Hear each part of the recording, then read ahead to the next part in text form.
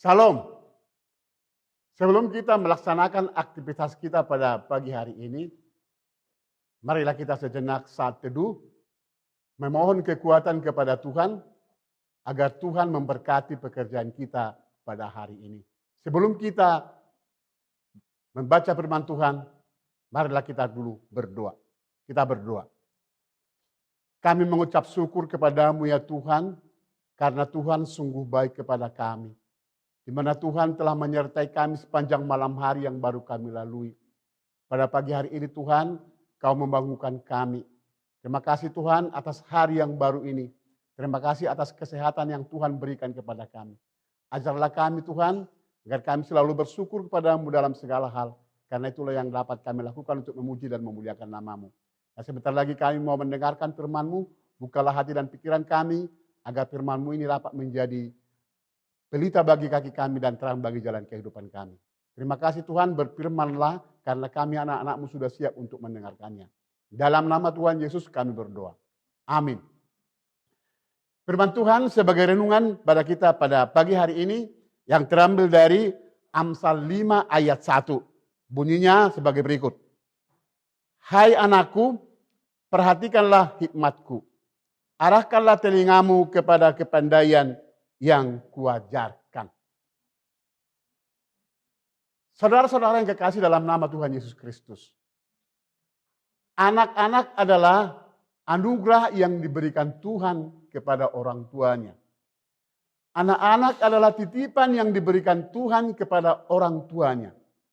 Sebagai titipan Tuhan, anak itu harus kita ajarkan menurut ajaran firman Tuhan. Peran orang tua adalah anak itu harus kita ajarkan kepada mereka tentang firman Tuhan. Dan tentang sopan santun dan tentang tata krama. Agar nanti mereka di hari tuanya mereka akan sukses atau berhasil. Ada seorang ahli pendidikan yang bernama John Locke. Dia berkata bahwa anak kecil itu, anak yang baru dilahirkan itu sama seperti kertas putih yang masih polos. Tugas orang tua adalah melukis kertas putih itu, bagaimana supaya kertas putih itu menjadi indah dilihat orang. Kalau kita menulis kertas putih itu tentang firman Tuhan, kata-kata yang indah, sopan santun, itulah nanti menjadi pedoman bagi anak itu di hari tuanya. Dan sebaliknya, kalau kita melukis kata-kata yang tidak sopan di kertas putih itu, itulah nanti menjadi pedoman bagi anak itu di hari tuanya. Oleh sebab itu, sebagai orang tua, kita harus melukis kertas putih itu agar mereka itu menjadi baik dan sopan sesuai dengan firman Tuhan. Anak itu adalah peniru yang ulung. Apa yang dia lihat, apa yang dia dengar dalam rumah tangga itu, itulah yang ditiru. Jadi oleh sebab itu seorang orang tua, bapak atau ibu, di dalam rumah tangga itu, kita harus mengajarkan kepada mereka kata-kata sopan. Mulai dari diri kita sendiri. Kalau kita sopan di rumah, sopan berbicara, anak itu juga di luar pasti sopan. Dan sebaliknya, oleh sebab itu, apabila kita orang tua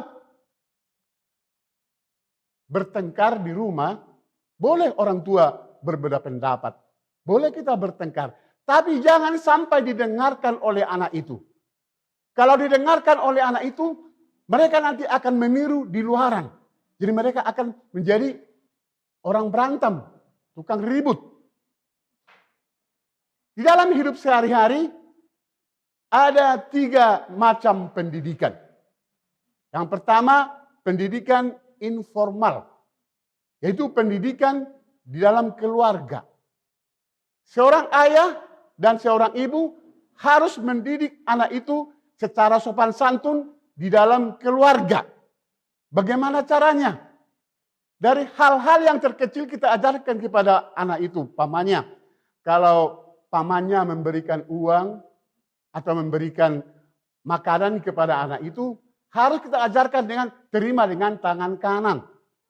Habis diterima, kita ucapkan terima kasih. Nanti juga sampai besar anak itu akan melakukan seperti itu. Itulah sopan santun yang diajarkan orang tua di dalam keluarga. Yang kedua, pendidikan non formal. Yaitu pendidikan yang diterima oleh anak itu melalui keterampilan khusus. Sebagai orang tua kita harus jeli melihat apa bakat anak itu semenjak kecil. Kalau bakatnya umpamanya bernyanyi, main musik, tolong kita arahkan mereka supaya ikut les vokal atau ikut les main musik. Kalau dia bakatnya bermain olahraga, main bola, main kasti, main badminton atau main basket, kita arahkan anak itu supaya mereka les main basket atau bola kaki. Nanti juga dari bakat mereka itu waktu kecil itu kita pupuk, nanti juga mereka bisa sukses. Jadi kesuksesan seseorang itu bukan karena dia memperoleh pendidikan S1, S2, S3 dia sukses, bukan. Tapi dari hal-hal yang terkecil juga bakatnya itu kalau dipupuk sampai dewasa dia memupuk bakatnya itu, dia juga akan sukses nanti di dalam menjalani hari kehidupannya. Dan yang ketiga adalah pendidikan formal. Pendidikan formal adalah pendidikan yang kita peroleh melalui jenjang. Pamannya habis dari TK dia melanjut ke SD. Dari SD melanjut ke SMP. Dari SMP melanjut ke SMA. Dari SMA melanjut ke mahasiswa atau perguruan tinggi. Dari situlah mereka baru bisa memperoleh pekerjaan.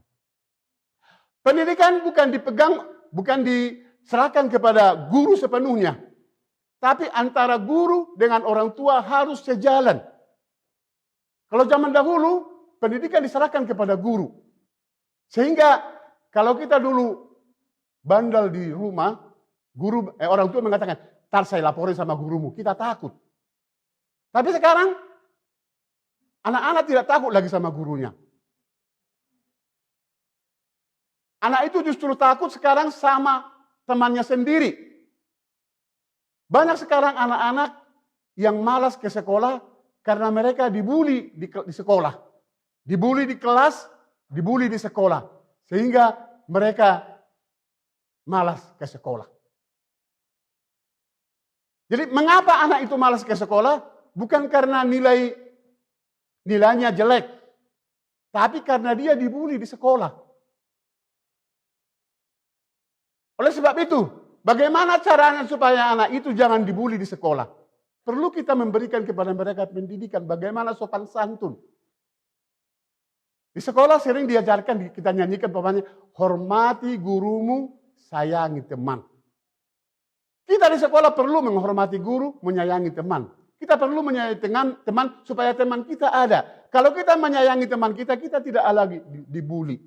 Oleh sebab itu, peran orang tua bagi kita adalah bagaimana cara kita mengajarkan kepada anak itu supaya mereka itu bisa bersosialisasi di sekolah.